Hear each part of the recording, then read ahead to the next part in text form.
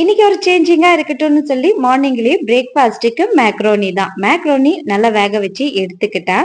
அதுக்கப்புறம் வரமிளகால இருக்க அந்த விதையெல்லாம் தனியா எடுத்துக்கிட்டேன். அதுக்கப்புறம் ஃப்ரை பேன்ல தக்காளி, வரமிளகா எல்லாமே நல்லா பாயில் பண்ணி எடுத்துக்கலாம். அதுக்கப்புறம் தக்காளி வந்து தோலை எடுத்துட்டு ஃபைன் பேஸ்டா அரைச்சிக்கலாம். அதுக்கப்புறம் ஒரு கடாயில நம்ம ஆயிலா சேர்த்துக்கிட்டு கார்லிக்கை வந்து நைஸா கட் பண்ணி நம்ம சேர்த்துக்கலாம். கார்லிக் ப்ரௌன் ஆனோடனே ஆனியனை சேர்த்துக்கலாம். பிடிச்ச வெஜிடபிள்ஸும் கூடயே நம்ம சேர்த்து வதக்கிக்கலாம். அதுக்கப்புறம் நம்ம அரைச்சி வச்ச அந்த ஃபைன் பேஸ்ட் தக்காளியோடது அதையும் சேர்த்துக்கிட்டு தேவையான அளவு சால்ட், அதுக்கப்புறம் தேவையான அளவு soya sauce, red chilli sauce, tomato sauce, 1/2 spoon black pepper. நம்ம மேக்ரோனி வேக வச்சு வடிகட்டும் போது அந்த கடைசியில அந்த தண்ணியை கொஞ்சமா நம்ம எடுத்து சேர்த்துக்கலாம். மசாலால வந்து எண்ணெய் பிரிஞ்சு வந்தோடனே கடைசியா மேக்ரோனியை சேர்த்து நல்லா கிளறிக்கலாம். கடைசியா கொத்தமல்லி 1/2 ஸ்பூன் நம்ம ஒயிட் நெல்லு நம்ம சேர்த்துக்கலாம்.